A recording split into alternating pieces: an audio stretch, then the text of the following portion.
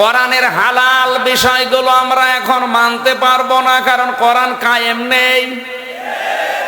ও হারামা হারামাহু, যারা এর হারামকে হারাম বলে মেনে নিয়েছে, আজ অনেক হারাম আছে যেগুলো আমরা ইচ্ছা করলেও ছেড়ে দিতে পারছি না, মেনে নিতে বাধ্য হচ্ছি।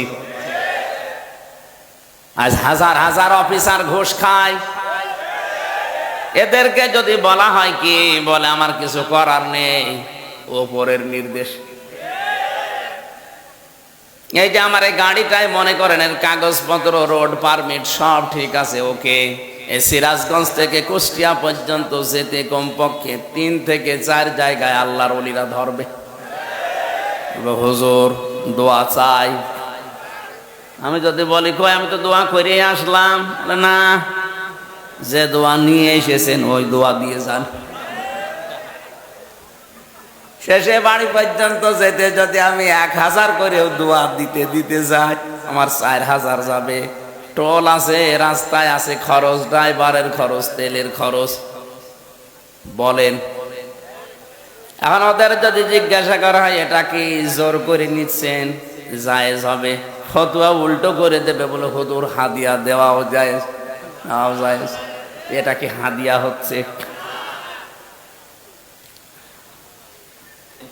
কারণ আল্লাহ জানে ভালো করে এ পৃথিবীতে কোরআন যদি প্রতিষ্ঠিত না হয়, কায়েম না হয়, এমন এমন হালাল জিনিস আছে যে এই সমাজে মানা সম্ভব না।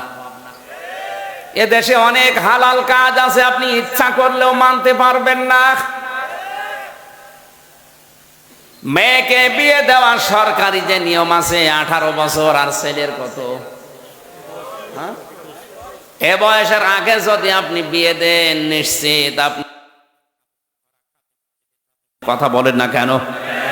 কোরআনের সাথে আয়াতের কোন এই নিয়মের কোন মিল আছে? অথচ এ দেশের আইন সরকারি আইন, আপনি মানতে বাধ্য। ইসলাম যদি থাকতো এ আইন মানতে আমরা বাধ্য থাকতাম না। এতদিন যেভাবে শুনেছেন না, নতুন ভাবে তাফসীর করছি, ভালোভাবে শুনবেন।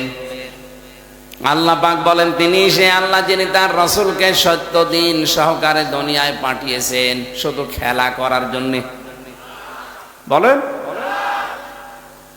কোরআনে স্পষ্ট আয়াত এটা, তিনি সেই আল্লাহ যিনি তার রাসূলকে পাঠিয়েছেন সত্য দিন সহকারে। কেন পাঠালেন? লিইয়ুযহিরাহু, একটাই উদ্দেশ্য, তিনি যেন জাহির করেন। কি করেন? জাহির করেন, প্রকাশ্য করেন, উপরে তুলে নিয়ে আসেন, প্রকাশ করে দেন, প্রতিষ্ঠিত করেন। প্রায় 99টা অর্থ আছে এর। আলাদ্দীনি কুল্লিহি, দুনিয়ায় যত ধর্ম আছে, যত দিন আছে, সব দিনের উপরে যেন তিনি তার পাঠানো দিন ইসলামকে উপরে তুলে নিয়ে আসেন। আল্লাহ তাআলা এতটুকু বলে শেষ করেননি, ওয়া কাফা বিল্লাহি শাহিদা। এই কাজ করতে গিয়ে নবীর পেছনে যদি বাংলাদেশের কেউ না থাকে, আমি আল্লাহ বলছে আমি নিজেই যথেষ্ট। এবার আসেন তো আয়াতের পক্ষে হাদিস।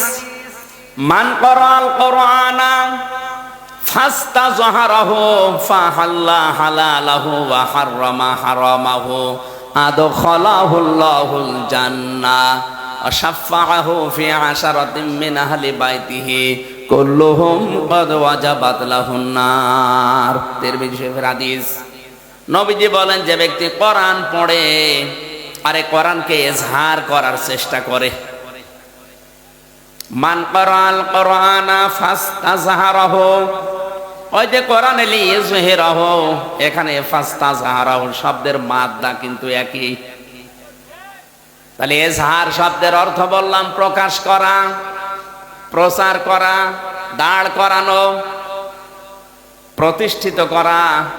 এই পৃথিবীতে যারা কোরআন পড়ে আর কোরআনকে যারা দাঁড় করানোর জন্য চেষ্টা চালায়, প্রতিষ্ঠা করার জন্য যারা চেষ্টা চালায়, ফাহাল্লা হালালাহু, এর হালালকে হালাল হিসাবে মেনে নেয়। একটি বারের জন্য চিন্তা আসে না যে কোরআনে কারিম আল্লাহ প্রকাশ করার জন্য বলার পরেই হালালের কথা কেন বললেন?